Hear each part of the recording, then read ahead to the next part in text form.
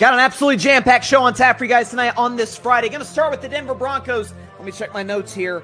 10-7 win over the Las Vegas Raiders. Yes, the score would indicate how incredibly boring that 3 hours of football was. It felt like 6 hours a game. Talk about that, why the Denver Broncos, I don't care about their 8-2 record. They are not Super Bowl contenders, and it mostly stems from the limitations of their quarterback, Bo Nix. Going to talk about that. Also, from time to time, you can dive into politics a little bit. Had an election on Tuesday that turned out pretty darn well for the Democrats. The Republicans, how will they respond? Discuss that on the show, what it means for America as a whole moving forward, potentially for next year's midterms. Why I'm 100% in favor of Rico Dowdle starting a GoFundMe page for the hip thrust celebration they learned via Key and Peele. I'm 100% on your side, Rico. It's all about that. And at the end of today's show, Week 10 NFL predictions, including Bryson's Bleak Bet, my episode of the week, which is a big one, and my favorite segment of all time, If I Were a Bettin Man. Carving it up on a Friday is absolutely jam-packed from start to finish. So let's drop the beat, baby. Here we go.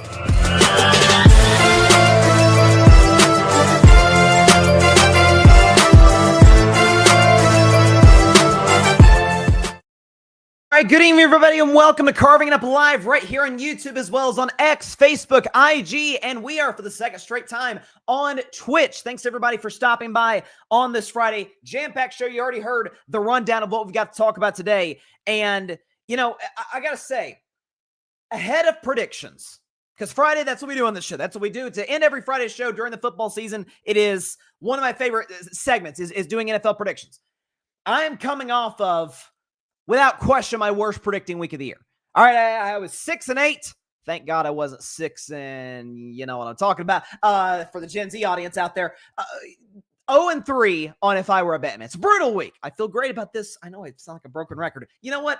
I feel terrible about If I Were a Bettin Man this week. Let's do that. Maybe some reverse engineering. Maybe that'll get me on track. The Bleak bet hit, which was kind of fitting for the week that I had. Under 500 against the spread. The upset of the week was wrong. Like my upset of the week this week. Predict all those games at the end of today's show. But let's talk about the game that kicked off week 10. But first, vintage Thursday night football's back, ladies and gentlemen. We are so back. We had kind of gotten spoiled this year.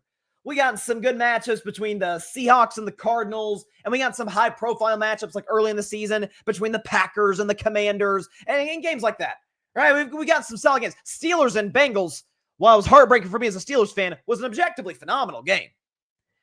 And then we got old school circa 2014-15 Thursday Night Football. Heck, circa 2024. We had a 6-3 Bears versus Seahawks game last year featuring the Denver Broncos, who beat the Las Vegas Raiders 10-7. And trust me, the game was as boring as the final score might predict. This is a crazy stat as to what happened yesterday. This game featured 13 3-and-outs between the two sides, 15 punts, 3 interceptions, 2 missed field goals, a blocked punt, 8 sacks. And for the Vegas Raiders, more than half of their drives did not exceed 2 yards. So it was, I feel if you love defensive shootouts, I guess this was your game. Like, we know how great of a defense Denver has. We know how bad of an offense Denver has. We'll talk about them, right now and talk about the Bo Nix of it all. Because when Bo Nix came out of college at Oregon, I didn't have as much trepidation on him as I had on J.J. McCarthy, who I didn't buy, and I got to admit, still to a degree, really don't buy at all. Like, yeah, McCarthy's got moxie. He was the product of an excellent running game at Michigan, great coaching staff, great defense to back him up. With all those things, he can be a solid quarterback. If he has to carry you in any way, shape, or form, there's going to be issues. Bo can make some throws that J.J. McCarthy can't. Bo has a better arm and I think is more athletic than J.J. McCarthy is. But I said prior to the 2024 draft, a lot of this is going to depend on where Bo Nix ends up. And that's the case with every quarterback. I mean, look at somebody like Sam Darnold, who's immensely more talented than Bo Nix. He ends up with the Jets, and he looks like a total bust for the first 2 years of his career. Then he ends up with Kevin O'Connell in Minnesota. It's like, oh, that's the Sam Darnold we were expecting. And now he's crushing it in Seattle with a solid staff and good offensive skill position players around him. A lot of it's where you end up. Bo Nix was one of those guys where just about all of his success was going to be hinged on where he ended up. Well, he got Sean Payton, future Hall of Fame head coach. He got arguably the best offensive line in football that Denver has invested in over the last years, really since Sean Payton became the head coach. He's got, I think, as far as I'm concerned, the best defensive football backing him up. Certainly the best pass rush. When the Denver Broncos, folks, are leading the NFL in sacks with 46. For context, second place has 28. Okay, so Denver is going to run away with the sack title. Benino, Zach Allen, who got away with a dirty hit on Geno Smith, by the way, but that's neither here nor there. Jonathan Cooper. Denver's unbelievable up front on both sides of the ball. They got the best offensive and defensive line combination in the whole NFL. Last year's Philadelphia, I think this year it's Denver. And they are not Super Bowl contenders. And I said it on Monday's show, and it has aged like fine wine, at least over the course of this week, is that, yes, the 8-2 record, 7 consecutive wins, and Sean Payton kind of talked about it at the game, like, yeah, we're not really playing that well on one side of the ball, but hey, we've won 7 in a row. We're the first team in the NFL to get to 8 wins. Congrats. Not a Super Bowl contender. Folks, we've seen this every single season for the last half decade or so. The 2020 Pittsburgh Steelers started 11-0. Oh my gosh, the Steelers could. No, they're not going to do anything. Ended up collapsing in the last month of the season and got bounced by the darn Browns at home in the wild card round. 2021, the Cardinals, with the last unbeaten team left, faltered down the stretch, got blown out in their first playoff game. 2022 Vikings, I think they won 13 games and had a negative point differential. Why? Because they were winning a bunch of close games, and their losses, they got the doors blown off them. Lost in the first round. 2023 Eagles got off to a hot start, faltered down the stretch, winning a lot of close games, winning games they really shouldn't have, got the doors blown off them in the first round. You say, what about last year's Chiefs? A few things. A, Patrick Mahomes, Andy Reid, enough said. 2, their close games, save for the Raiders game on Black Friday, were all against good teams. They were against the Ravens and against teams like, the Houston Texans. Cincinnati was good, playoff adjacent. Denver was good last year. They were against Buffalo, was a close loss. Some of the top teams in the AFC. This year's Broncos team, and can we show Bo Nix's stat line yesterday? I mean, he was horrible. A touchdown, 2 picks, 57% completion, 150 passing yards, a passer rating of 54, which is awful. QBR 0 to 100 of 27. And the Broncos scored 10 points. I see my guy, Pierce DeLuna, by the way, First and Tuna, who I had on the podcast about a month ago, just talking about the Rams. Shout out to him. He says that it was good old color rush TNF boring, and I loved it. Like our forefathers wanted. Yeah, it was, I guess, aesthetically pleasing as far as the Indians were concerned. As far as the game itself, awful. But for Bo Nix, I've said it over and over this year. Forget just the inability to make the deep throws. Because if you look at Denver's offense, their passing game in particular, because they run the football really effectively with R.J. Harvey, J.K. Dobbins, who I think Dobbins may have gotten hurt last night or might be out for a significant amount of time. Good news is the Broncos, I think, play like 1 game in the next 23 days, so plenty of time for him to heal up. They run the football well. They totally dominate the line of scrimmage on both sides of the ball. But if you look at their passing game, guys are schemed open. Cortland Sutton, Marvin Mims, Evan Ingram, these guys are open. And Bo Nix is just missing them. Let's show Bo Nix's numbers over the course of this year because he's been a bad quarterback.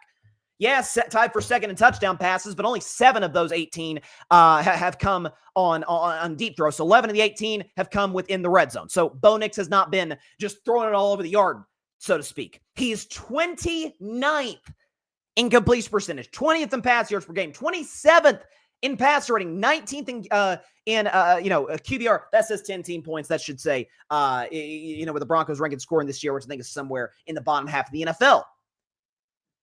But I brought out the stat on Monday's show after they barely survived the Davis Mills Houston Texans. Is that since week 5, Denver is 3-0 in which they've trailed by 8 or more points in the fourth quarter. The rest of the NFL, 3-54. So it's not sustainable. Not a team quarterback by Bo Nix. A team quarterback by Mahomes last year? Yeah. If a Josh Allen team is kind of winning by the skin of their teeth, it's like, well, they got Josh Allen, they'll figure it out. Josh tends to be great in the playoffs. Mahomes is legendary in the playoffs. If you have teams that have had perennial playoff success year in and year out and year in and year out, okay, I'll give you the benefit of the doubt there. Denver has not won a playoff game since Peyton Manning was there. And I think their failure this season, because they're the 2020 Steelers, 21 Cardinals, 22 Vikings, 23 Eagles. That's who they are. By the way, all of those teams, really talented. In just about all of those examples, good coaching, coaches that we like, quarterbacks in some cases that we like. But there's an element of, do you have blowout ability with you? I mean, this team is struggling to get out of jail against the dang Jets. They won 13-11 against the Jets on the road in London. So, this is not a team that is, again, just close your eyes. Did someone call it the confetti theory? I forget what it was called, but whoever came up with that, it's a good, terminology for this. Confetti theory. Close your eyes. And can you see Bo Nix, Sean Payton, some of the major players for the Denver Broncos, Courtland Sutton, Zach Allen, Benito, all these guys, holding Lombardi Trophy at Levi Stadium, Santa Clara, California, confetti falls from the sky? Can you see that? Can you see 3 consecutive minimum playoff wins, and in all likelihood, 4 consecutive playoff wins for them to win the title? They'll probably win a playoff game. I could absolutely see that. If they get a good matchup against, if they're the 5 seed, because let's be honest, Kansas City's running them down for the division. There's no way the Chiefs are going to come behind this team after how they're playing offensively and how Bo Nix is playing as of late. But if they're the 5 seed and they get a favorable matchup against maybe the AFC North champion, or say maybe the Colts come back down to earth and Jacksonville runs them down for the division, yeah, sure, they can win a playoff game. But in round 2 against a Buffalo, a Kansas City, heck, a New England, they're dead in the water. Like, they're not winning those games. And it will have nothing to do with their defense. But they have no explosiveness in their offense. Kudos to them for some of these fourth quarter comebacks against Philadelphia, the Giants. Kudos. The Texans, which Texans got a great defense, but you should blow out a team when your defense gives up 15 points, especially when the defense is giving up 15 points to the backup to CJ Stroud with a bad O-line. So I watched that last night, and it's just validation for everything I've said about this Broncos team for the last few weeks. Like, yes, they're clutch. Yes, they come up big in the final moments. Kudos. But their offense, I shouldn't say their offense. It looks hard for Bo Nix. And it shouldn't, given the great protection he has. I think Denver's given up the least amount of sacks in all of football. They run the ball effectively with Harvey and with J.K. Dobbins. They've got solid weapons with Courtland Sutton and Marvin Mims and Evan Ingram, who was wide open on a touchdown that Bo Nix missed him badly on last night. The guys are being schemed open. And Bo's just missing them. I mean, he's completing barely 60% of his throws, guys. Like, he's not accurate. And if you're not a naturally accurate quarterback, you've got to bring some sort of, okay, he's got a gigantic arm, or he's crazy mobile. Bo Nix can move. Bo Nix can run. He had 2 touchdowns rushing against the Giants in that comeback. He can move. But accuracy was kind of the thing for Bo Nix. Like, if he delivers the ball on time and on target. He did that last year. He's not done that in 2025. It feels like Sean Payton's putting more on his shoulders, and again, he can develop. He can get better. But as of right now, year 2, he's not showing that. And Bo Nix talked after the game about the Denver Broncos' offensive struggles. I think you guys stay level-headed. You got to understand that it is the NFL, and 7 wins in a row is hard to come by. So you're doing something right, but at the same time, you're also doing something wrong because there's plenty left on the table, I think. And between penalties and just some sluggish football, we're just not playing very good. And it starts with me. I got to be better, and then the rest of the guys will follow along. But we got to find some juice somewhere. We got to find something, and especially against a good defense like that, there's plays to be had. We just got to find them. I mean, he is right that there are plays to be had. The guys are open. I mean, I talked about this all the way back to week 3. Remember that week 3? It's actually the last game that they lost to this point. It was to the Chargers. It was when Herbert made that insane play, tying touchdown to Keenan Allen, and Dicker, the kicker, walked it off and to end the game. Is that throughout that contest, outside of a 4th down throw to Courtland Sutton, it was, God, you are missing layups, Bo Nix. You are missing Courtland Sutton down the field when he's got 3 yards of separation on the DB. Like, you hit him in stride. Like, Greg Olsen talks about all the time. Greg Olsen, who former tight end, does an awesome job on Fox. He said this on a broadcast like it was at the beginning of the season. I've held on to it since because it's such a smart point. If you're going to miss a receiver downfield, underthrow him. Don't overthrow him. If you underthrow him, maybe he gets a chance to, Tyreek's done this with Tua back in the day, but stop on a dime and kind of almost fair catch it to a degree, or maybe you draw a pass interference. At least maybe something good can happen on an underthrow. An overthrow, no one can get it. Maybe a safety playing center field can get it, and then it's a disaster. Then it's a turnover. But he's missing the layups. He's missing the deep throws. And again, it's not like these guys aren't open, and it's not like he's getting an inordinate amount of protection. That's the wild thing with Bo Nix. I mean, one could argue that of all of the 2024 rookies, he was set up in the best situation to succeed. Maybe J.J. McCarthy as well, but the Vikings' offensive line hasn't been great. You can make a case. O-line in Denver's awesome. Defense, especially the D-line, is off the charts. Receivers are not to die for, but they're pretty darn good. And they're open. Great coach, Sean Payton. I don't know. Again, the 3rd down short call by Sean Payton was weird, but I don't see it, man. I'm not saying he can get better because I was a believer in Bo Nix with Sean Payton specifically in that system. But even in this system, it's not really working offensively. They're winning. Kudos. You never apologize for winning the NFL. But that ain't a team that's going to win 3 or 4 playoff games in a row. I can tell you that right now. I've said it all year, but I'll certainly say it today. That team ain't beating Kansas City for the division. Because last I checked, Chiefs control their own destiny. They're going to beat Denver twice this year, including next Sunday.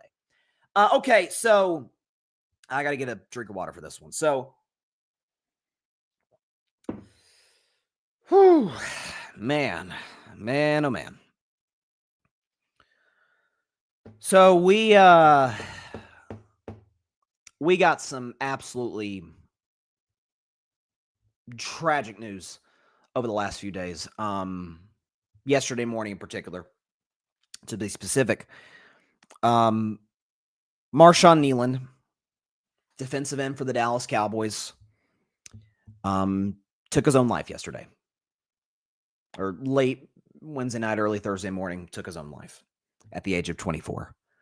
And so, first, and before I even get to any of my take on any of this and mental health itself, just thoughts and prayers with his girlfriend, his family, his teammates with the Dallas Cowboys, former teammates, friends, everyone who's ever known him or were close to this young man. I am just gutted for you right now. For this to happen so sudden, and for this to happen, the thing that everyone keeps harping on is for this to have happened 3 days, or not even a full 72 hours removed from the young man scoring his very first touchdown in the NFL. Here's the picture. This is when he recovered. Sam Williams blocked a punt against the Cardinals. Ball bounced the end zone, and none of the Marshon Kneeland falls on the ball for his first NFL touchdown. He's a second-year player out of Western Michigan. First time getting in the end zone. And he's gone by mid to late week. So I'm going to start with the Cowboys part of this and then get to the mental health side, because the fact of the matter is we do have some information on what was going on. We know that his family and his girlfriend in particular had expressed that they talked about how he had expressed suicidal thoughts and they had concerns about this, and he had sent a goodbye group text to his family. So we know clearly there had been something going on that had concerned the family enough to where they called law enforcement, and unfortunately they weren't able to reach him in time. On the Cowboys front of this, and shout out to Jane Slater, who does an amazing job on the NFL Network covering this team. She made this point yesterday on Good Morning Football, and I think she's spot on. Is that, everyone goes through grief, but the Cowboys are uniquely positioned as a locker room to grieve the loss of their brother, because and Jane pointed out, Brian Schottenheimer, obviously he lost his father, the great Marty Schottenheimer, a few years ago to an illness, and Dak Prescott not only lost his mom to colon cancer almost exactly 12 years ago, but lost his oldest brother 5 years ago to suicide. And as a matter of fact, Dak actually talked about Solomon Thomas, by the way, someone else, Solomon Thomas, who plays for the Cowboys, who I'm sure knew Marshon Kneeland very well because he's also a defensive lineman. He was in those meeting rooms with the young guy, and he lost his sister. He's to similar circumstances. He's also been open and talking about mental health. But Dak Prescott actually yesterday was getting his number retired and honored at his old high school. He was there. His fiance, the kids were there. And this is what Dak had to say about the loss of Marshon Kneeland yesterday. Take a listen. Yeah, it's been a very tough day. As you said, it started early this morning, finding out the news. Tragic loss. I hurt. Heavy heart today. I heard for Marshon. I heard for his family. I heard for his girlfriend. I heard for every single one of my teammates. This is a pain that you don't wish upon anybody. You wish none of us had to go through this. You wish Marshon didn't have to go through what he went through. And just thankful for each moment we have in this life, and don't take it for granted. and hug and love on those that you do. It's okay to feel however you're feeling. And I'll tell you first and foremost, I don't always have the answers. And today's not a day that I felt like I had answers. Triggering day for many reasons, on top of just knowing that this was a had today, and hard to balance my emotions today, and not a day that I have words other than I love you for friends and families and people who may be struggling. Yeah, that I love them. Obviously, we had a Zoom call, and a few people that spoke did an amazing job. But as I said, it's tell that person how I feel about them when I see them. Tough moment for this team. As I said, I feel and hurt for everybody that's involved in this, and Marshon's families and loved ones. I mean, again, Dak has been, because the Cowboys are on their bye week, which is why he alluded to them having a Zoom meeting the day that they lost their teammate. And the reason I showed the picture that I showed along with the audio of Dak was because you can see on his wrist, and he does this from time to time, he writes, ask for, his number 4, ask for help. Talk about mental health, which Dak has been vocal about for the last 5 years. Man. So on the mental health front, we're going to learn more about what was plaguing Marshon Kneeland as time goes on, I'm sure, as is with any tragedy that happens so suddenly. People are rushing to gather information. Like my first reaction after I got, after the initial shock hit, after I saw the news yesterday, was, oh my gosh, was he in a car accident? And usually if someone passes in that manner, it's usually reported along with their passing. So-and-so died in a car crash. When that wasn't reported, I automatically assumed that he had took his own life. We do know that Marshon Kneeland lost his mother last year. Matter of fact, he actually had a chain that had her ashes in it. And so you imagine that this was something that affected him very deeply, as it would pretty much all of us. The loss of a parent. And, oftentimes we hear the phrase, and it's well-intentioned. It is. And I've even said it on this show before, that it's okay not to be okay. And on its surface, that's a true statement. Like, you're never going to be 100% all the time, of course. We're humans. People go through emotions. People go through hard times.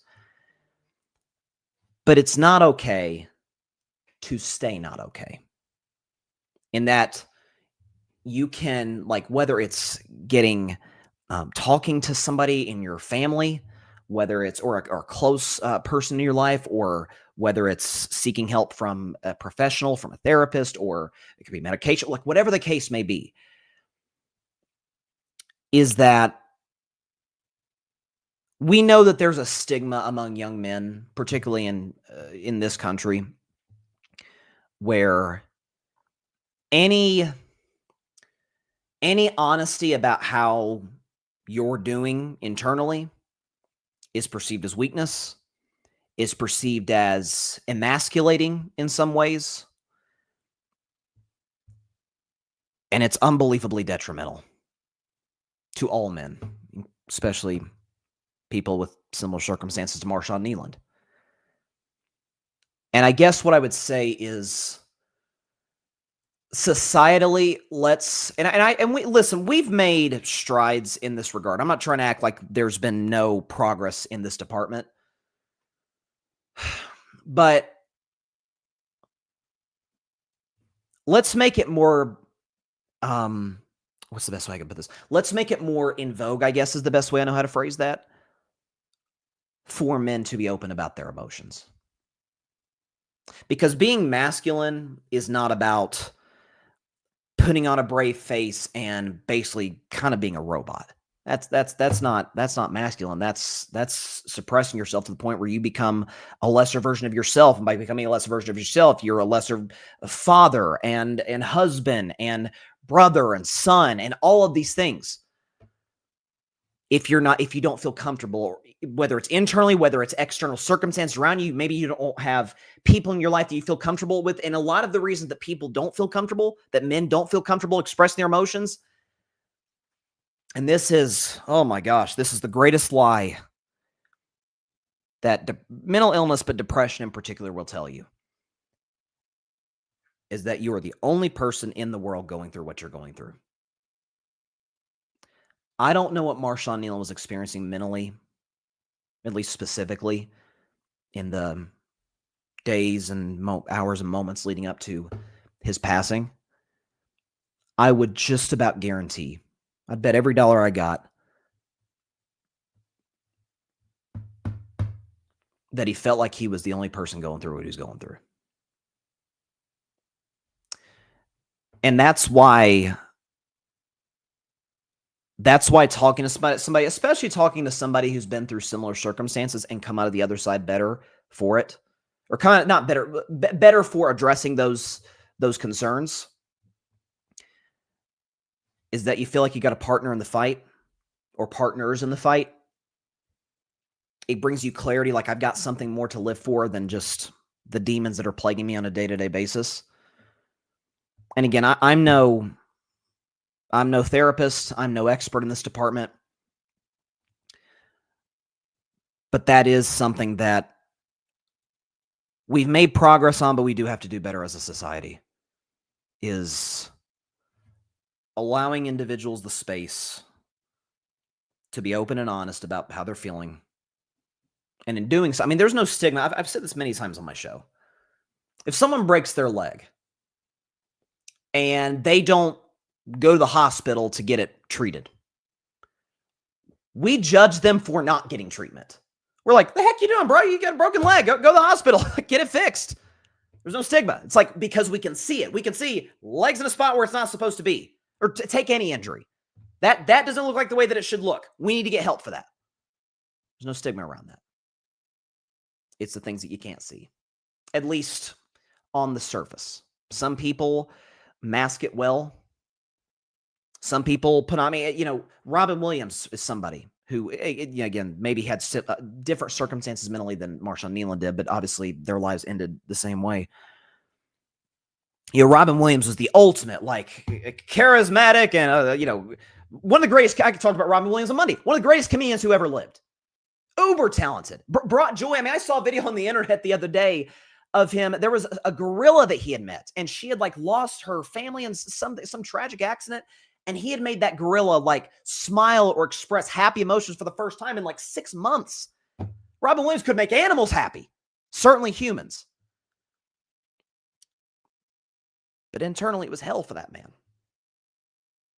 Some people hide it well. Some people lash out because that's the only way that they can get out what they need to get out, because it's just suppressed in them and they don't feel like they can be honest about it in a healthy way.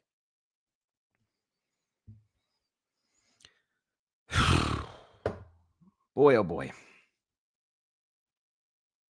Heartbreaks for that young man's family.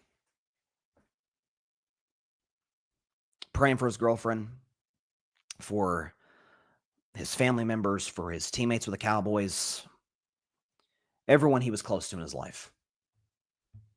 The best thing I can say moving forward when any of this ever happens is, man, we got to talk. We got to be able to create a safe space for people without the stigmas of years past of what it is to be a man. That there's a lot of elements that goes into being masculine, that goes into being a great man, father, husband, the whole bit. Keeping your emotions bottled up is not one of them. Being strong for your family emotionally, yeah, that is absolutely one of them. But not doing so to a point where it is internally killing you.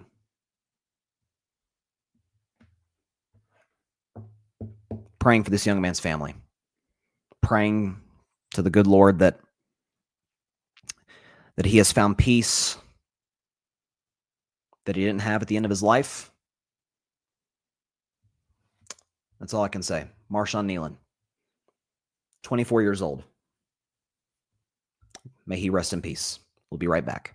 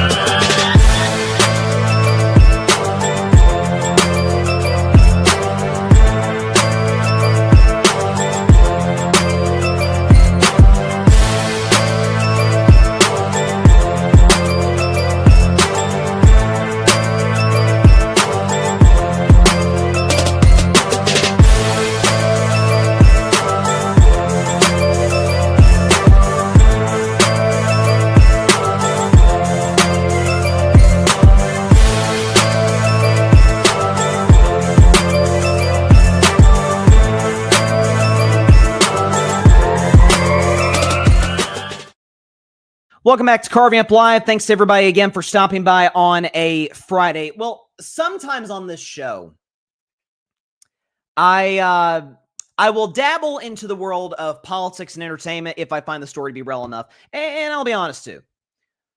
In the political realm, I do so because it's something I've always been fascinated with my whole life. I've said over and over and over and over again on the show is the fact that I have been an observer, a fan, a student, if you will, of presidential history longer than I've been a fan of sports. Like it's always been a passion of mine. I've always loved it. And by that love comes my deep interest in politics. And it's one that I think just about everybody shares. And so I think it wouldn't have felt right to not discuss the elections that we had certain parts of the country on Tuesday, which I didn't talk about on Wednesday's show because I want to kind of let the dust settle a little bit. I mean, I did this during last year's election, which obviously had far greater consequences, with the presidency and with the Senate House, the whole bit. I didn't do a reaction until Friday because I want to let the dust settle. I wanted to see kind of some exit polls, some stuff that people were saying, and get a clear-eyed view than just immediate reaction day after. Because the fact of the matter is, it's hard to gauge how people voted in the immediate aftermath of an election. And so and plus Wednesday's show was just absolutely jam-packed with topics that were more pressing in that particular moment in time. So in this instance, obviously the most notable race, the one that garnered the most attention nationwide, was one that affects not a state, but a city. Now, pretty darn massive city, New York City, with Zohran Mamdani, Democratic Socialist, winning that election over Andrew Cuomo and Curtis Sliwa.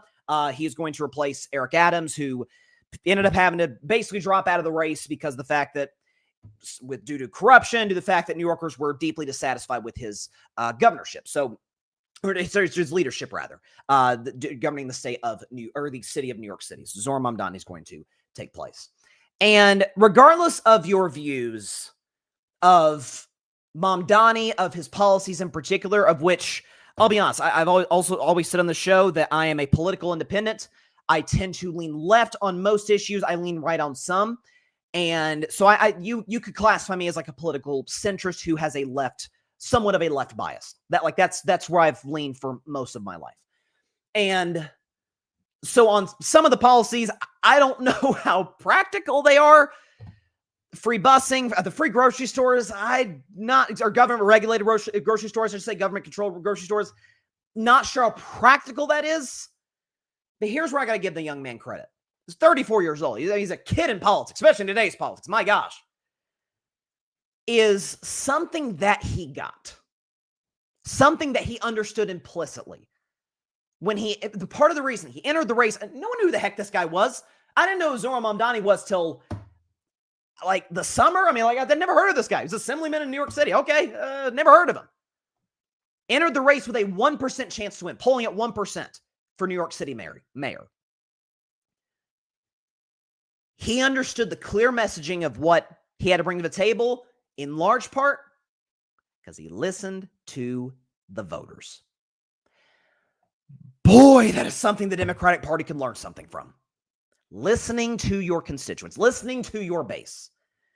If you go back to last year's presidential election, and I said it my first show afterwards, I did like a 20-minute post-mortem on Trump's victory over Kamala Harris, coming back to the White House and honestly completing the most unlikely political comeback we've ever seen in politics, is that regardless of your views on Trump, and just about all of mine are negative, I've made that abundantly clear on this show. I'm not a fan of him, to say the very least. You tended to know what he was about. Again, positively or negatively, you knew where the Trump campaign stood. Part of it's because he's had 3 straight presidential campaigns to run, so you have an idea of who Trump is. With Kamala Harris and with the Democrats in particular, nailed down an issue that was like, okay, that's their winning issue. The only one you could come up with was democracy, an issue of which I think they were absolutely correct on. Here's the problem. If you are going to run under the Trump is a threat to democracy tagline, so to speak, and pretty much, I don't want to say ignore, but put every other issue on the back burner, after the majority of an unpopular President Joe Biden's term consisted of a certain level of inflation that people were not comfortable with, you're just throwing the economy to the side. James Carville, strategist for Bill Clinton, famously said, it's the economy, stupid. If you're just going to throw that to the side, the single mom who's working multiple jobs, who's just trying to keep food on the table for her kids, just trying to make ends meet, it's not that she doesn't care about democracy. And that's where liberal elites have really gotten under my skin over the last year. So it's like, oh, hey, who cares about... That's easy for you to say in your ivory tower. For someone who's struggling every day just to make it, it's not that they don't care about democracy. It's that long-term democracy is obviously more important than the economy today. The health of our country is at stake in that regard. You're not thinking long-term when you're struggling to make ends meet. You're not. Like you can't. You're just trying to get to the next day with food in your stomach, food in your kid's stomach, making sure that you've got money in your pocket to be able to supply all of your basic needs and the needs of your family if that situation calls for it, obviously. Trump hit, and I think his solutions, as we're seeing today, are atrocious to those problems, but Trump stuck to those. Kamala Harris and the Democrats really didn't. Zohran Mamdani did. Ask any New Yorker. Man, this place is really expensive to live. Like it is. Whew! Like it is. Rents out is off the chain.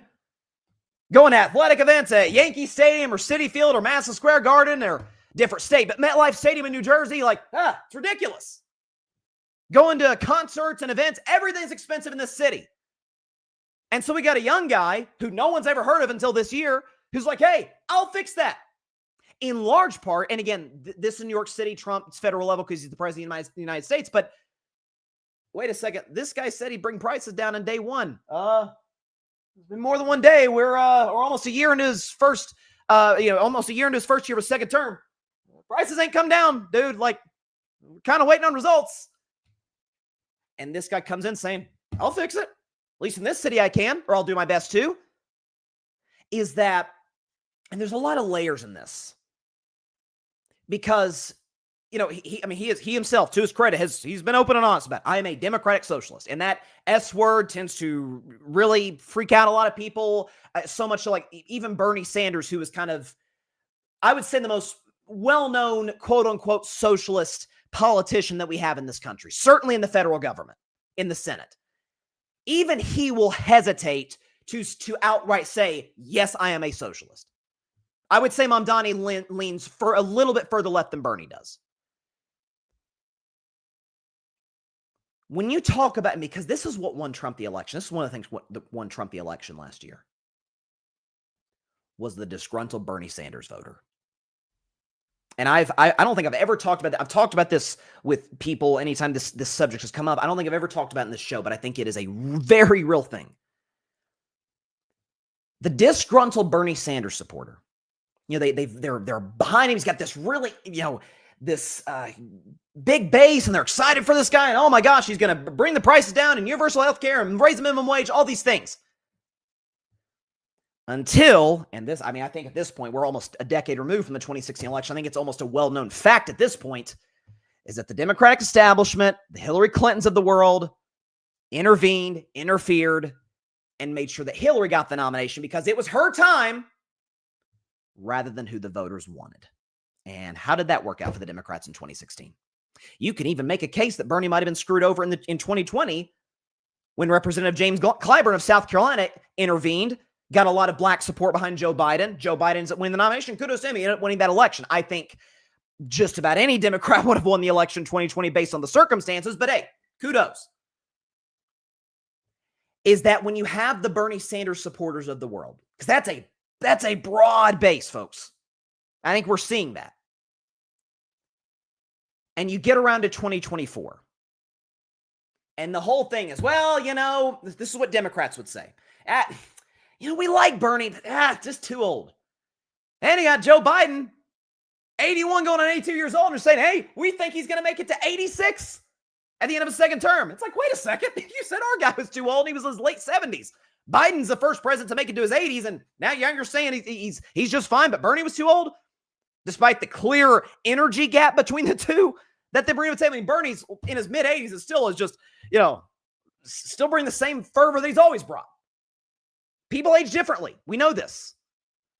Is that they look at the Democratic Party. They basically don't have a primary in 2024. Biden drops out last second. Kamala Harris is essentially selected to be the nominee.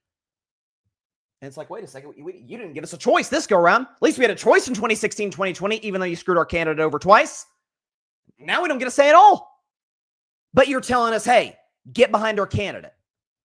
It's like, no, you have suppressed our vote. You have suppressed how the concerns that we raise about the economy, about the minimum wage, about cost of living. Don't know if we're going to like what Trump's doing, but he's at least talking about it.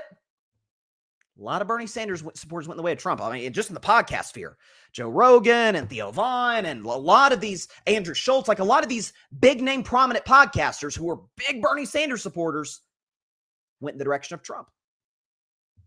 Disagree with that, but there's a part of me that kind of gets it. Is that if you're going to be the party that talks about democracy and you won't even have a primary. Like, what? Your candidate was not, again, she got all the delegates to her credit, but like this is a situation where, okay, it's a competitive field and Kamala Harris came out on top. She didn't get a single vote in 2020. So the Bernie Sanders voter is a real thing. And when the Bernie Sanders voter, when the moderates, when the independents, which, make up the vast majority of voters, there's way more independents than there are Republicans and Democrats voting in elections. When Trump says he's going to bring the prices down day one, and that has not been the case. When Trump says, hey, I'm going to close the border. We had a border crisis, no question about it. But then he and ICE, Kristi Noem, go beyond the pale of not just going after legal migrants, not just going after American citizens, but like almost with this smug, like, yeah, we can just take anybody off the street. And if you don't support us, that means you're not patriotic. So people see that like, I don't like that. That's immoral. That's not cool. That's not America. We don't just drag people off the streets. Guys with masks on. We don't do that to legal citizens. They see that, oh, he's the anti-war president. You're bombing Venezuelan ships. Russia, Ukraine, last I checked, they're still fighting. He said he didn't that war in day one. Is that when, and it's kind of the cardinal sin in politics. Under promise, over deliver. Now that's easier said than done because if you're going to run for office, you kind of got to make big promises in order to get the requisite base around you. But Trump, he's known for big promises. And he was going to build that wall, obviously. That was his 2016 platform. Is that when they see that you're not delivering? When they see that, okay, hey, the second Trump turn, like he knows what he's doing this go round. He's not going to go with the old Republican corrupt establishment. He's going to get outsiders. And then proceeds to do the things that in some cases he said he wasn't going to do. When ICE is behaving the way that they have behaved over the course of this year. When you have a situation where, you demolish the east wing of the White House despite the fact that not a single person thought that was a decent idea. So you just destroy a third of the White House, the history that's involved in that to build a golden ballroom. So that now, as of this past Saturday, when everyday Americans are losing their SNAP benefits, can't freaking put food on the table without average everyday Americans, and kudos to them. There's a guy in Pittsburgh I saw doing this. Brad Paisley and his wife are doing an unbelievable work with their organization, is that everyday citizens are stepping in and being able to supply the requisite food and necessary needs that folks who are struggling need in that moment. Meanwhile, the President of the United States is out here having literally a Great Gatsby themed party. The White House is coated in gold. Well, that doesn't seem too relatable, and it goes back to something that I have said for years on this show. Donald Trump sold a lot of lies, pulled a lot of cons well throughout his life, well before he got into politics. He's a con man. The greatest con that man ever pulled was that he cares about the everyday American citizen. So when you have someone who is, let's keep it a buck, like who is on the extreme side of the left in Zoran Mamdani, but he steps up and says, I hear your concerns. The president isn't delivering federally. Mayor Adams isn't delivering here in New York City. I'll fix it. I will listen to your concerns. And let me tell you something, folks. This is where Mamdani deserves a ton of credit. You could not get that man off message. You couldn't. You could not get that man off message. Is that, I mean, he could be asked anything. Cost of living in New York City. He was always focused on that. And he ran a masterful campaign in that regard. I mean, you look at situations like Abigail Spanberger, who wins governor in Virginia. You think about Mikey Sherrill, who wins governor in New Jersey. Is that this very well, didn't mean to hit the table there. This very well could be a precursor for the 2026 midterms, because the fact of the matter is, virtually every single president, particularly unpopular presidents, of which Trump is unpopular, as we say here today, sometimes lose badly in the midterms. His first midterms in office. Really, the only exceptions are Bush, who was very popular as of 2002. This is kind of prior to the Iraq War. FDR, 1934. Like, there are examples. There are outliers. Generally, the rule kind of stands. They call it the midterm curse. Like, it's a real thing. Is that when you have a president who makes big and bold promises and not only doesn't deliver the promises, but in some cases does the exact opposite of what he promised to do. So, and the last take I have about this, because, there's a clear ideological war being fought in the Democratic Party. There's no question about it. Like, is it going to be the Zoran Mamdani, Bernie Sanders, AOC wing of the party, or is it going to be the, kind of the moderates? Is it going to be the establishment Democrats like a Chuck Schumer or Hakeem Jeffries or people like that? And I guess what I would say to that is there's really no way to tell. I mean, there's not. Every election, I'm just using presidential elections, but 2008 when Obama won. Yep, you know what? We are in a post-racial America. Yeah, that was nonsense as we see today. Obama wins re-election in 2012. This proves the Republicans who lost with Mitt Romney, they need to find somebody who's in a younger generation, appeals to more voters, and they decided to come up with, at the time, the oldest president in history, Donald Trump. And the Democrats, they need to respond. Well, they younger, more vibrant. They chose Joe Biden. And then in 2024, Republicans need to ditch Trump. They stuck with him, and he won. Like, the fact of the matter is, we don't know. This is why I despise polls, by the way. We don't know until the people cast their vote. Is that, to me, the only thing that is clear about the elections on Tuesday, and I think if the Democrats play their cards right, the midterms next year, is if people are against authoritarianism, people who are running for office against authoritarianism, of which this president, his administration have clearly implemented policies that would mirror such, they're probably gonna win. And if you're clear on message, by the way, and you listen to your voters, Democrats have gotten in a lot of trouble, shot themselves in the foot not doing that. Screw Bernie Sanders over in back-to-back primaries, 2016, 2020. Didn't even have a freaking primary in 2024. Really? I mean, Dean Phillips, come on. No offense to Dean Phillips, but come on. So that's where we're at. So that's kind of my takeaway from the elections on Tuesday. I think anyone, I know the moderates are like, forget what happened with Mamdani in New York. That's just one city. Spanberger and Mickey Sherrill, Mikey Sherrill, that's the wave of the party. And folks in New York who are big Mamdani supporters are like, no, this is the way to go, because look at the popularity that he has gained in such a short span of time. We don't know until we know. That's what I would say. And I know being a political pundit is very, very similar to doing what I mostly do on the show, and that's discuss sports. We're all projecting. We're all guessing for the future based on the evidence that we have in the here and now. But you don't know until you know.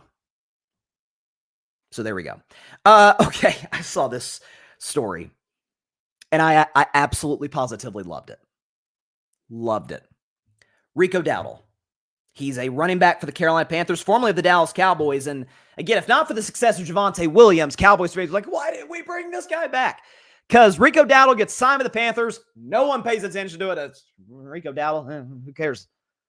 Chuba Hubbard goes down for the Panthers. Rico Dowdle steps in, and he's been one of the 5 most productive backs in the NFL. He's been sensational. He has been the most valuable player of that Carolina Panthers offense, by far. So he scores a touchdown on Sunday at Lambeau Field. The only touchdown the Panthers scored.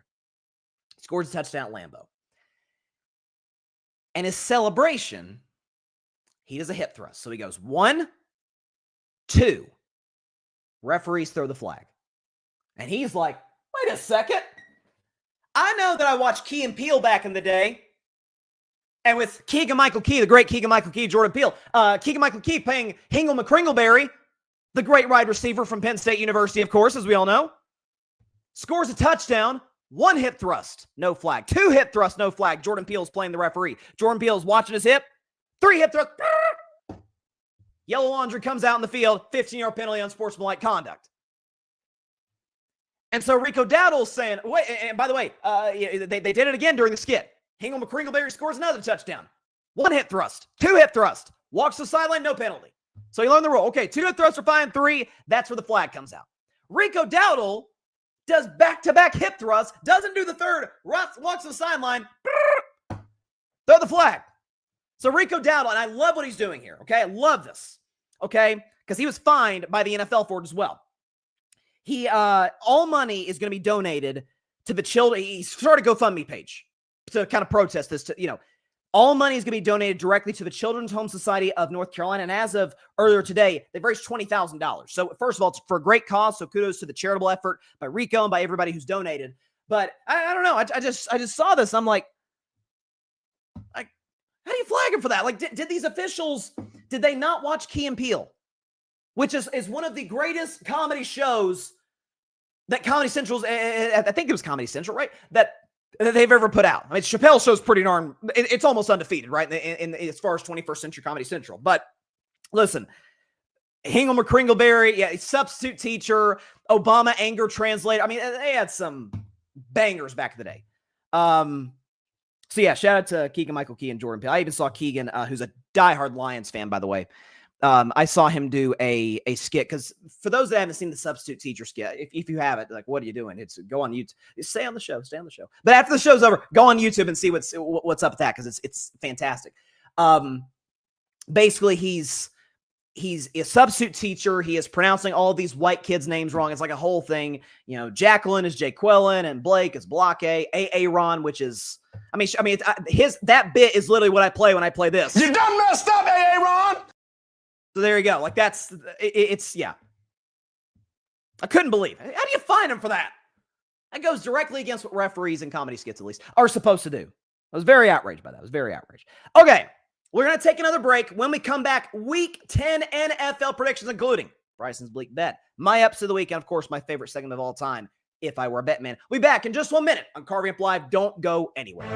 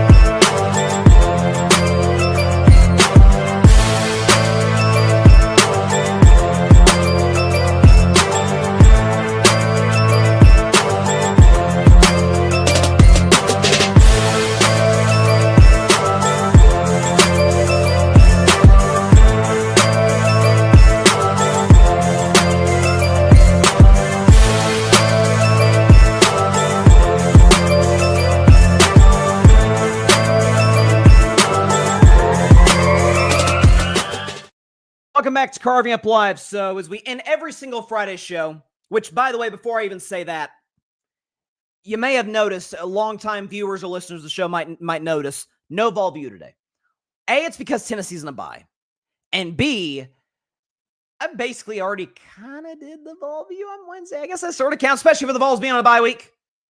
Doing the Josh Heupel segment, which, by the way, is on YouTube now. Feel free to check it out. The short version is available on YouTube, TikTok, IG. The full version is on the YouTube channel now as we speak on Carving It Up. Feel free to check it out. Subscribe to Carving It Up on YouTube. Subscribe to the Grid Network on YouTube, and follow all of my social media platforms down there.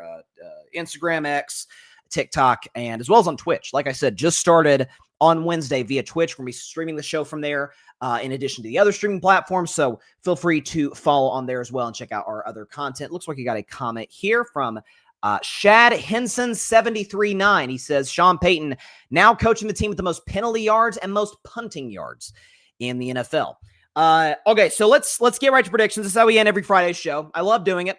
Even though, do we have to pull up the graphic? I guess we do. Go ahead and put it up there. Like that. This is, again, overall not bad. Against the spread, could do better.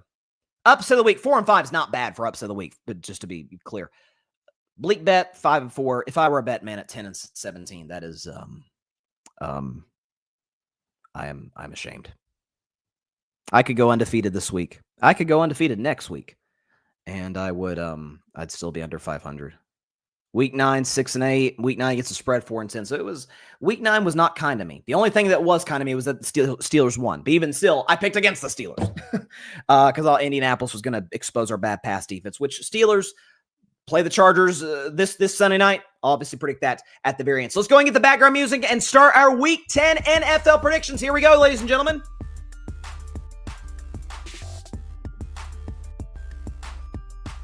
All right, right off the bat. We're not wasting any time. I'm going to start with my upset of the week.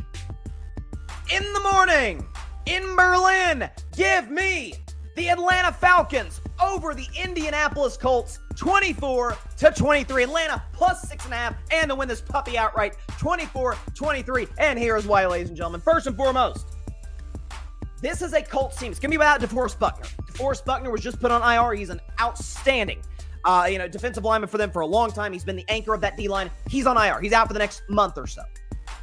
That's bad news against Atlanta Falcons team that's got this guy by the name of Bijan Robinson, who could be running the football very effectively. Also, Michael Penix Jr. last week played arguably his best game of the season against the New England Patriots. On the road, Drake London was unguardable in that game. 3 touchdowns receiving. Maybe this Atlanta Falcons offense is starting to find a little bit of a rhythm. Starting to find, maybe in this game, a little bit of a balance. For Indianapolis, here's what I worry about. Coming into this game, or last week's game against the Pittsburgh Steelers, they've given up 9 sacks total in the season. They gave up over half that, 5 against Pittsburgh. You say, well, yeah, Pittsburgh's got a great D-line. TJ Watt and Hayward and Highsmith and all these guys. Atlanta's got a pretty good D-line too, because last I checked last week, 6 sacks against Drake May and the New England Patriots. Some of that is because Drake May can hold the ball too long. Daniel Jones does the same thing. Because a lot of Indianapolis' offense is a lot of deep shots, a lot of downfield attempts to Alec Pierce and to Michael Pittman, Tyler Warren to a certain degree, although that's more so in the short screen game, red zone, third down. But that's a big part of their offense. Atlanta can be able to snuff that out. So, listen, I said I would not bet in air quotes, because the segment is called If I Were a Bet Man, the rest of the season. Not touching Atlanta. I didn't say I wouldn't go with them in the episode of the week. So, give me the Falcons in Berlin, baby. First NFL game ever played in Berlin. Over the Indianapolis Colts, 24-23. Atlanta pulls the upset. All right. From that game to low-scoring affair, at least I think it's going to be. Cleveland Browns, New York Jets from the Meadowlands. The Browns are road favorites, -2.5 at MetLife Stadium. So both teams are coming off of a bye. The Jets in their last game scored 39 points. Offense came to life. Of course, they were playing the Cincinnati Bengals defense, which I think myself, and I think I could get 10 of you guys watching right now. We could create an offense, makeshift O-line, receivers, quarterback, running back, tight end, and I think we could score 30 on the Bengals defense. So that doesn't mean anything for the Jets to do what they did a couple weeks ago. However, the fact that the Cleveland Browns defense is sensational, with Myles Garrett in particular. The offense is, what did J.J. Watt call Andy Dalton the Red Ryder BB gun? That's kind of what this Browns offense is. There's no big plays. The offensive line's not great. The running game is okay with Quinshon Judkins at times. But Dylan Gabriel's just as limited as I thought he would be coming out of Oregon. He's small, doesn't have arm strength, doesn't move that well. There's a reason he stayed in college for as long as he did. There's a reason he played for 3 programs. It doesn't work. Like, at some point, I think in the next 3 weeks, we are going to see Shedeur Sanders. And I think he'll be the starter for the remainder of the season. Browns will evaluate if he's the guy. If not, they got 2 picks in the first round of next year's draft. They'll take a quarterback. So because of those limitations, and I know the Jets, they moved on from Quinnen Williams and Sauce Gardner. The future is bright, and vibes are a real thing in the NFL. In that stadium, all these things, Never forget Brian Flores when he took over the Miami Dolphins, and they themselves had a fire sale. They moved on from Minka Fitzpatrick. They moved on from a number of guys. Brian Flores took over the Dolphins in 2019. They were way worse than this year's Jets are. They were getting blown up by 40, 50 points. And then, like, second half of the year, around Thanksgiving, we get in December, they kind of start to figure it out, and they win a few games. And they knock Brady and the Patriots out of getting a bye in the last game of the regular season. Ryan Fitzpatrick coming out clutch at the end. I could see a similar trajectory for this New York Jets team. So give me the Jets, baby, in kind of an upset. They're at home, 20-16, low-scoring affair, defensive game. But, yeah, I'm not a Dylan Gabriel believer. Not that I'm a Justin Fields believer per se, but certainly more so than Gabriel. And I think the Jets have a level of momentum, even coming off the trade deadline where they lost their two best defensive players, where, hey, the future looks bright. Let's build something in the regular season now that we can feel good about moving forward. So give me the Jets, 20-16 over the Cleveland Browns. Divisional matchup, AFC South, Jacksonville Jaguars taking on the Houston Texans. The Jags on the road are favored -1.5. Big reason for that is that CJ Stroud is out for this game. He had a concussion early in the game, kind of a dirty hit. Broncos are maybe at the behest of Sean Payton, Bountygate, as Russell Wilson reminded us a few weeks ago. Gotten away with a couple of dirty hits on CJ Stroud, on Geno Smith.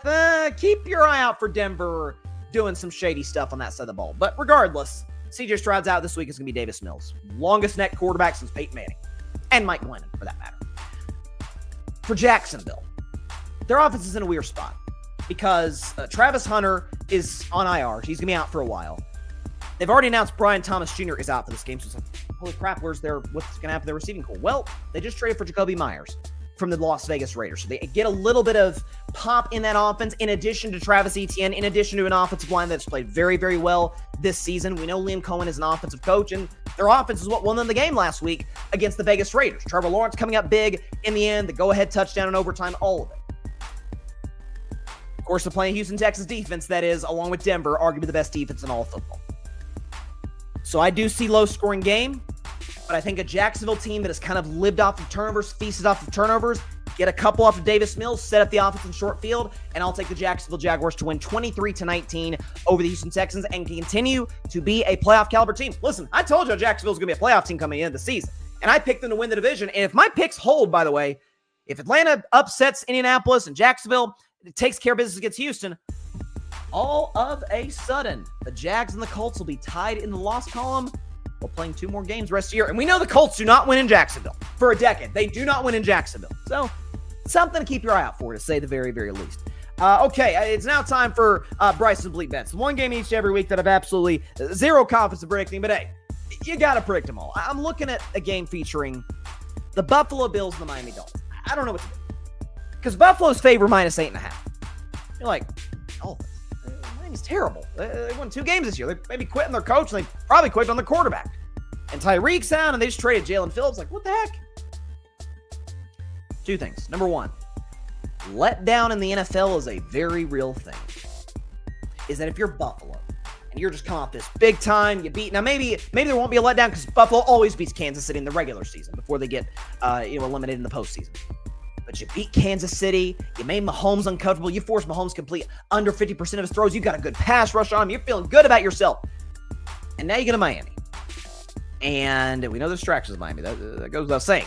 But more so than that, divisional familiarity. These are 2 teams that know each other well. Mike McDaniel, Sean McDermott, coaches each other in a playoff game that, by the way, Mike McDaniel, Skylar Thompson almost beat Buffalo on the road in that spot. So Miami has had, Buffalo's owned the series. Miami has had success in spots, offensively speaking. And we know the Bills, despite a good pass rush, although Hoyt is gone for the season with an Achilles, secondary leaves a lot to be desired. I could see this being a little interesting early, kind of a shootout-ish. I could see the Dolphins maybe like opening up an early lead and be like, oh, could Miami mess with Buffalo's season there? Could they help the Patriots in the AFC East? Second half, Buffalo makes adjustments. They pull away. I'm going to take Buffalo -8.5 to win 34-20 over the Miami Dolphins. There's just something fishy about this game. I don't know what it is. Something feels weird about this game. But the Bills win 34-20. Dolphins have a terrible defense. So the faucet will, the pipes will break eventually off the pressure of the Bills offense that will put on Miami's defense. But something feels weird about it. Something feels weird about it. Okay, New England Patriots, Tampa Bay Buccaneers. Tom Brady's old team. In Tampa, the Bucks are 2.5-point favorites. So these are two teams with only 2 losses in the year. Patriots 7-2, Bucks 6-2. Bucks are coming off of their bye week, still not terribly healthy. I think they do get Luke Gedeke back to their O-line, which is huge. But Chris Godwin's out, and Bucky Irving is out. So they're dealing with injuries. Patriots are dealing with Ramondre Stevenson out, as well as Keyshawn Boutte. So both teams are dealing with their fair share of running back and wide receiver injuries. Something that I have worried about with this Patriots team for the last couple of weeks is that as incredibly as Drake May is playing this year, whether it's because of him holding the ball too long, whether it's the offensive line not quite being up to snuff, keep in mind, this is still a rebuilding process to a certain degree with this Patriots roster. They're not great in pass pro. And last I checked, the Tampa Bay Bucks can get after the quarterback. Todd Bowles is a defensive coach. This game is in Tampa. Trust me, I've been there. That is a legitimate home field advantage. At some point, the winning streak's going to end. Tampa's come off a bye. Well-coached team's off a bye. Y'all know I like them. I think I'm going to go Tampa Bay in the spot, 26-21 over the New England Patriots. I think it's a good game. I think it's a back-and-forth affair. Bucks end up pulling it out in the end. The defense is able to get a stop on Drake May late. But Tampa Bay wins 26-21 and hand the Patriots their first loss in nearly 2 months. Still think New England will be fine. They're still certainly AFC East race, in the number 1 seed race as well. But I've got the Buccaneers beating them in this spot. All right, it is now time for my favorite segment of all time. At this point, y'all know what I'm talking about. It is called Bettin Man. If I Were a Bettin Man. I am looking at the New York Giants going on the road to take on the Chicago Bears. The Bears from the Windy City. The Bears are favored -4.5 in this spot. So, wait just a second. You mean to tell me that after my preseason prediction, and boy, is it coming true, we saw glimpses of it, or big glimpses, but again, it's Cincinnati's defense are terrible. We saw glimpses of this on this past Sunday. I said this back in August. We'll even have to pull the tape if this continues to go in the right direction. Is that, the Caleb Williams, Ben Johnson, football marriage, so to speak, it's going to be a little bumpy at first because Caleb's never worked with a coach like Ben Johnson, and Ben Johnson's never worked with a quarterback like Caleb Williams. It's going to be a bit rocky at first, and it was. Remember that blowout loss? They got housed by Detroit in week 2. It's like, oh boy, this may not work. Caleb may not be the guy. And slowly but surely, it's starting to come together. Caleb multiple times this year has come out clutch against the Raiders. Again, it was more so the running game that came up clutch about last drive against Washington, but Caleb was clutch against Cincinnati. You say, well, Colston Loveland should have been tackled. He should have been tackled, 100%. That's a big boy throw by Caleb Williams. That's where he's at his best. Fitting the ball into those tight windows, those over the middle.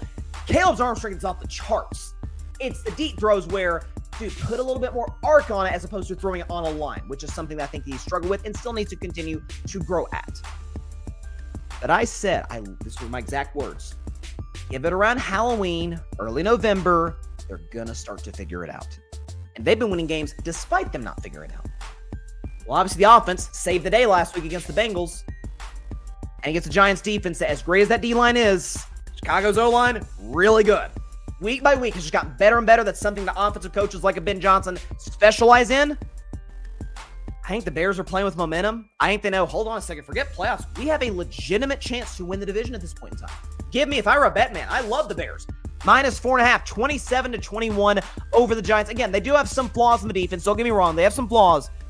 I like what the Bears are doing right now. They continue to keep pace in the NFC North, and they win this game 27-21 over the New York Football Giants. If I were a bet man, I like the Bears -4.5. What do we got next? We've got the Baltimore Ravens and the Minnesota Vikings from Minnesota. So the Ravens in this game are favored -4.5. This was almost a Bleak bet game, and the only reason I say that is this.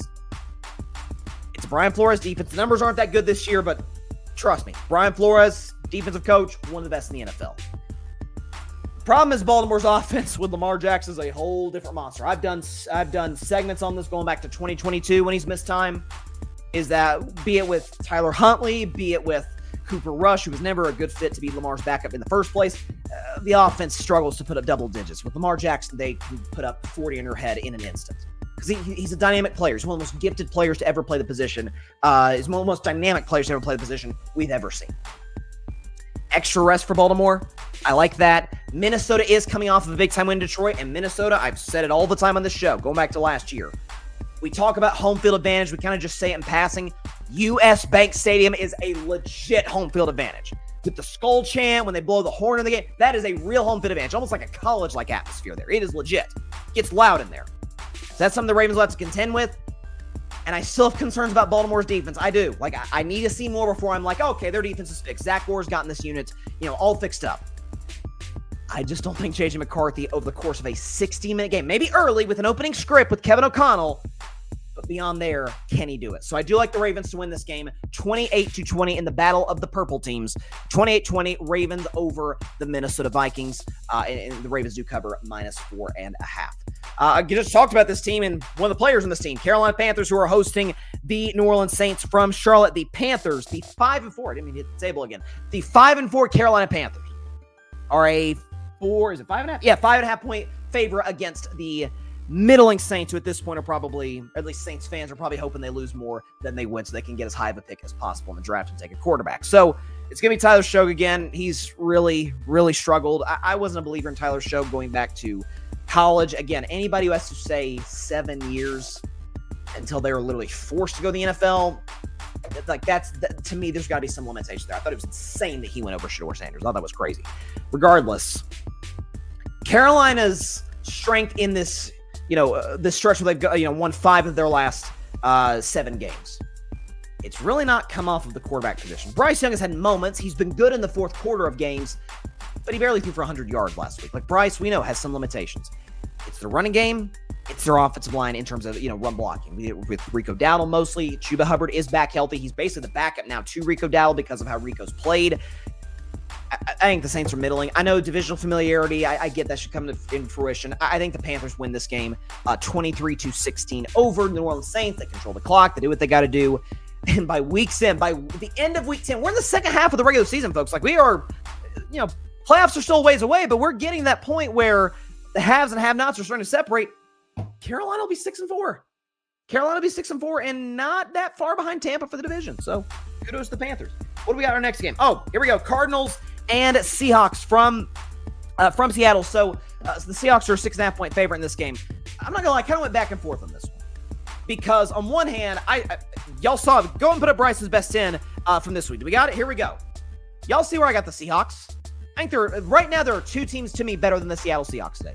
The Philadelphia Eagles and the Los Angeles Rams. Seattle is playing out of their mind right now, and Sam Darnold has been playing out of his mind this season. Go and put up the Sam Darnold stats. We have the Sam Darnold stats. That says Sam Darnold against the Commanders, but that's his stats for the totality of his career. 52 touchdowns, 18 picks, 67% completion, 255 yards, 104 rating, and a 20-6 record. That's with multiple systems, multiple different coaches, and multiple different receiving corps. Seattle adding Rashid Shaheed at the deadline was a sneaky good pick. I've always liked that kid. Very fast, solid right runner, can beat you over the top. Now you got to worry about him along with Jackson Smith and Jigba. That offense is legit in Seattle. However, for Arizona, their offense has been legit ever since Jacoby Brissett took over.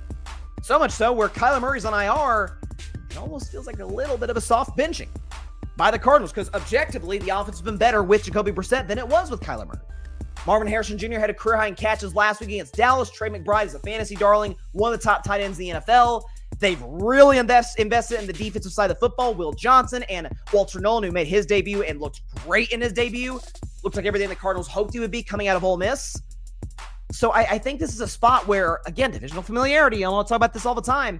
I like the Cardinals plus 6.5, but that's the Seahawks minus 6.5. That should say Cardinals plus 6.5. Seattle wins 27-24, but again, that little bit of a typo there. I think the Cardinals cover plus 6.5, but Seattle wins outright 27-24 in a close game. A game that I think could come down to like a walk-off field goal. All right, Detroit Lions and the Washington Commanders from our nation's capital. The Lions are favored minus 7.5 in a playoff rematch game. If y'all know anything about me, y'all know I love Dan Campbell. If I know anything about Dan Campbell, these are the type of games he gets his teams ready to play. A spot where, they don't believe in us. Hey, the Packers are, top of the division, and here come the Bears, and we just lost a disappointing game to the Minnesota Vikings, and people are like, Detroit's good. I'm like, they're good. Don't get me wrong. They'll probably be in the playoffs, but 7 seed today. It's November. This is a spot against the Washington Commanders. Without Jaden Daniels, by the way. Marcus Mariota's been fine, but he's no Jaden Daniels. It's a team that knocked the Lions out of the playoffs.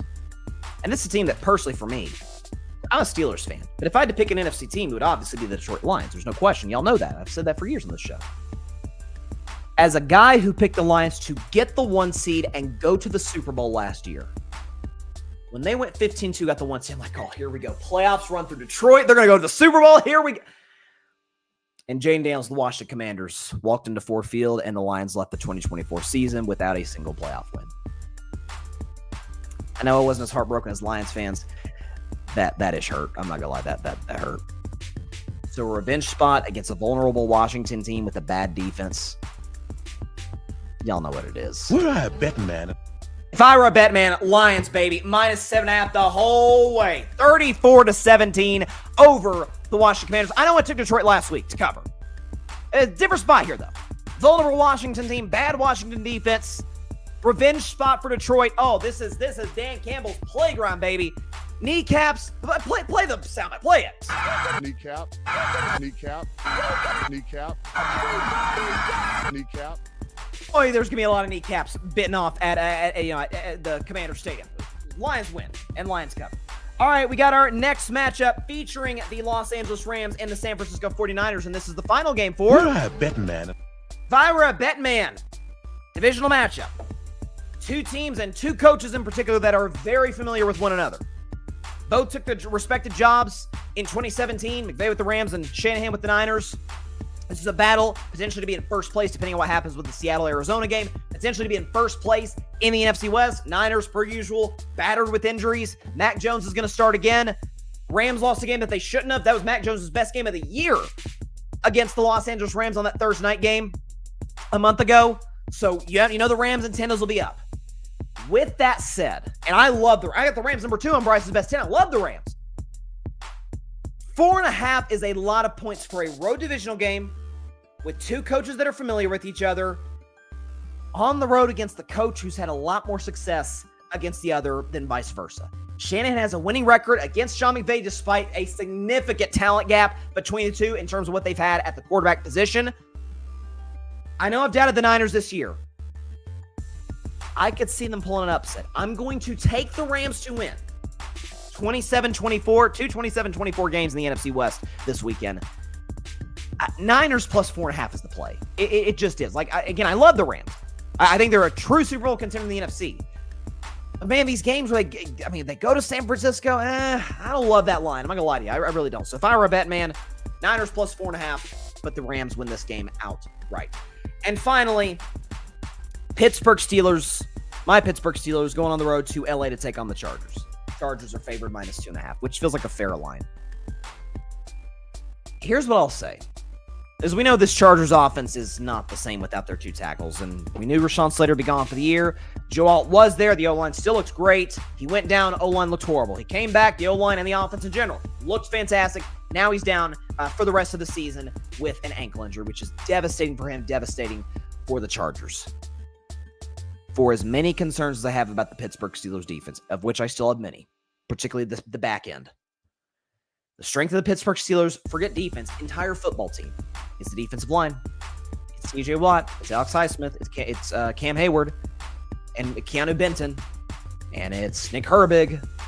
It's all these guys that got to Daniel Jones 5 times last week, made his life a living hell at Acrisure Stadium. Speaking of stadiums, speaking of Acrisure Stadium, it's not going to be played there, it's going to be played at SoFi Stadium in Inglewood, California. But if I know anything about Los Angeles Chargers home games, sometimes about 3 or 4 times a year, they don't feel like home games.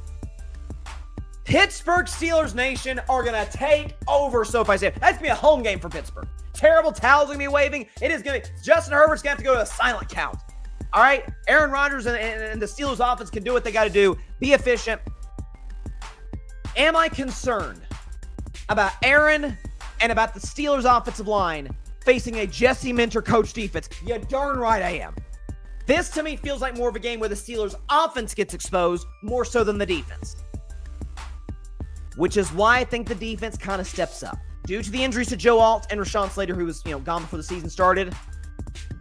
Due to the fact that this is going to be basically not a soft home game, a legitimate home game.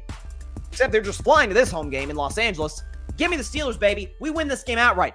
Plus 2.5. We win this outright over the Chargers. 24-20. Pittsburgh, again, with the Ravens winning earlier in that day, which I think they will. Steelers need to get a W. I think we will. This is a game, again, this is a game I thought was going to be a loss after we'd lost the back-to-back games to drop to 4-3. But with the injuries right now to the Chargers offensive line, like there's just no, they can't protect against the Steelers defensive line. If you're going to double team TJ Watt, well, guess what? Alex Highsmith, like he had last week, is probably going to get a couple of sacks. Cam Hayward's going to knock down passes at the line of scrimmage. Old man Cam, he's going to keep doing his thing. So I do like my Steelers. I'll be honest. I like my Steelers in the spot. Against the Chargers, I have more concerns, ironically, about the offense in this game than I do the defense. But we'll see how it plays out. And with that, that is all the time we have for today's show. Appreciate everybody stopping by. As always, be sure to catch Carving Up Live on Monday at 6 p.m. Eastern, 3 p.m. Pacific time, right here on YouTube, as well as on X, Facebook, IG, and on Twitch. Again, we're new on Twitch, so shout out to the audience that is watching on that platform as well. Check out all of our social media platforms. We're all right there below. You got Instagram, X, TikTok. Subscribe to Carving It Up on YouTube. Subscribe to the Grid Network. Matter of fact, go and put up the Grid logo. That's GRYD, the Grid Podcast Network, any and everywhere that you get your favorite podcast. Also, tomorrow morning, 10 a.m. Eastern, 7 a.m. Pacific time. We've done it. This is our first year doing it. Check out the Saturday morning tailgate. Tomorrow morning, 10 a.m. Eastern, 7 a.m. Pacific time, myself and Tim Barnard and Arthur Hirsch will be kicking off your college football Saturday. We've got a ton to talk about. We're going to lead the show discussing the first college football playoff committee, top 25. We're going to talk about, I know Tim's going to be hot about this, is the Florida Gators probably getting screwed, against the Georgia Bulldogs last week in Jacksonville. He's going to have a lot to say about that. We'll give you our personal top 25s, our curated segments for my Vols, Tim's Gators, Arthur's Ohio State Buckeyes, and of course, the end of the show, as is customary for any half-decent college football show, we're going to make our picks for the weekend. Got some big matchups. You got BYU, Texas Tech. You got matchups featuring Texas A&M and Missouri. Even Bama LSU, I feel like could be closer than people think. I'm just going to say, I think it could be a little weird. That's all I'll say. Okay, so have a great weekend, everybody. Check out Saturday Morning Tailgate again tomorrow, 10 a.m. Eastern, 7 a.m. Pacific time. We'll be back on this show Monday, as always, 6 Eastern, 3 Pacific time, with a ton to talk about revolving in the National Football League. Have a great weekend, everybody. Stay safe out there. God bless y'all. Peace out. Don't let me down, Steelers. Please don't let me down. Thanks so much for watching the show on YouTube, and be sure to go click that big red subscribe button and check out the other clips and full shows from Carving It Up Live, as well as our other incredible content creators here on the Grid Network.